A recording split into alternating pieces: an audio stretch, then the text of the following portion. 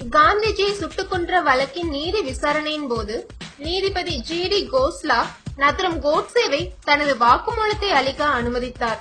இருப்பினும் இந்திய அரசாங்கம் நத்ரம் கோட்சேவின் வாக்குமூலத்திற்கு தடை விதித்தது. ஆனால் நத்ரம் கோட்சேவின் உடன் பிறந்த சகோதரர் கோபால் கோட்சே 60 வருடங்களாய் போராடினார். அதன் பலனாக கோட்சேவின் வாக்குமூலத்திற்கு விதித்த தடையை சுப்ரீம் கோர்ட் நீக்கியது. நத்ரம் கோட்சே காந்தியை கொன்றதற்கு 150 காரணங்களை பதிவிட்டிருக்கிறார். அதில் குறிப்பிடத்தக்க 12 காரணங்களை மட்டும் இந்த வீடியோவில் பார்க்கலாம்.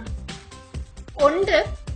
1919 ஜாலியன் வாலாபாக்கில் பிரிட்டிஷ் ஆர்மியை வழிநடத்தி அப்பாவி மக்களை படுகொலை செய்த ரெஜினால்ட் தையரை இந்திய மக்கள் கேட்டபோது காந்தி அதற்கு ஆதரிக்கவில்லை.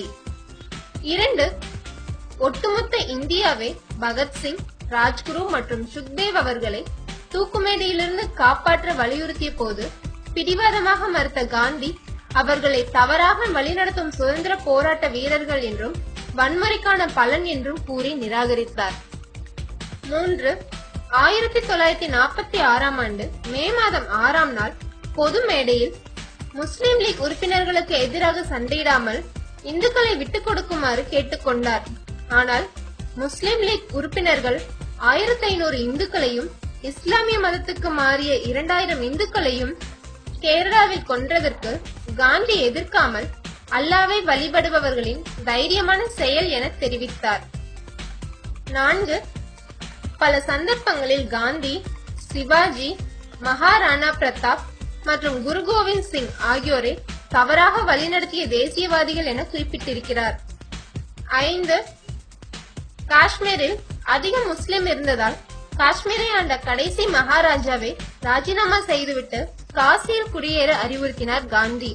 இன்னொரு பக்கம் ஹைதராபாத்தில் அதிக இந்துக்கள் இருந்த போதும் கடைசி நிசாமான ஒசாம் அலி கானை பாகிஸ்தானுடன் சேர்ந்து கொள்ள ஆதரவளித்தார். சர்தார் வல்லபாய் பட்டேல் காந்தியின் விருப்பத்திற்கு எப்போதும் அடிபணிய மாட்டார். பட்டேலின் ஆபரேஷன் போலோ பற்றி தொலைபேசியில் நேரு கேட்டுக்கொண்டிருக்கும் போது இணைப்பை துண்டித்தார் காந்தி. 6. 1931ஆம் ஆண்டு காங்கிரஸ் கமிட்டி இந்திய தேசிய கொடிக்கு இந்தியாவிற்கே உரிய குங்குமப்பூ வண்ணத்தில் மட்டுமே வடிவமைக்க பரிந்துரை செய்த போது காந்தி 3 வண்ணங்களில் மாற்றியமைக்க வலியுறுத்தினார். 7. திரிபுரா காங்கிரசின் போது சுபாஷ் சந்திரபோஸ் பெருவாரியான ஆதரவால் பிரசிடென்டாக தேர்ந்தெடுக்கப்பட்டார். இருப்பினும் பட்டபாய் சித்தராமையாவுக்கு ஆதரவளித்த காந்தி போஸை பதவி விலக கட்டாயப்படுத்தினார். 8.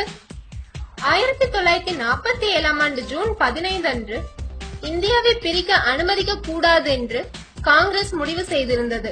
ஆனால் மீட்டிங்கில் பங்கேற்ற காந்தி கடைசி நிமிடத்தில் பார்ட்டிஷனுக்கு ஆதரவு கொடுத்தார். ஆனால் ஆரம்ப காலத்தில் என் பிணத்தின் மீதுதான் இந்தியாவை பிரிக்க முடியும் என்று காந்தி அறிவித்திருந்தார். 9. சர்தார் வல்லபாய் பட்டேல் தான் இந்தியாவின் முதல் பிரதமராக தேர்வு செய்யப்பட்டார். ஆனால் காந்தி நேருவுக்கு ஆதரவளித்தார். 10. நேரு அரசாங்கம் சோம்நாத் மந்திரை அரசாங்க செலவிலேயே மறுசீரமைக்க முடிவு செய்திருந்தது. ஆனால் காந்தி அமைச்சக உறுப்பினராக கூட இல்லாமல் இந்த திட்டத்தை நிராகரிக்க கட்டாயப்படுத்தினார். அதே சமயம் ஜனவரி 13, 1948இல் டெல்லியில் இருந்த மசூதி ஒன்றை அரசாங்க செலவில் சீரமைக்க உண்ணாவிரதம் இருந்தார். 11. பாகிஸ்தான் உருவானதற்கு பிறகு அப்பகுதியில் வாழ்ந்த இந்து மதத்தை சேர்ந்த மக்கள் அகதிகளாக இந்தியாவுக்கு வந்தனர். அதில் சிலர் மசூதிகளில் தற்காலிகமாக தங்கியிருந்தனர். அதற்கு முஸ்லிம்கள் ஆட்சேபனை அளித்த போது காந்தி அங்கிருந்த அனைத்து இந்து குழந்தைகளையும், பெண்களையும், வயதானவர்களையும் மசூதியிலிருந்து வெளியேற்றி தெருவில் தள்ளினார். 12. 1947ஆம் ஆண்டு அக்டோபர் மாதம் பாகிஸ்தான் காஷ்மீரை தாக்கிய போது காந்தி உண்ணாவிரதம் மேற்கொண்டு 55 கோடி இழப்பீடாக பாகிஸ்தானுக்கு அளிக்க கோரி இந்திய அரசாங்கத்தை கட்டாயப்படுத்தினார். காந்தி இந்துக்களின் உணர்ச்சிகளை துச்சமாக எண்ணி இந்திய முஸ்லிம்களின் மனதை அடைய முயன்றார்.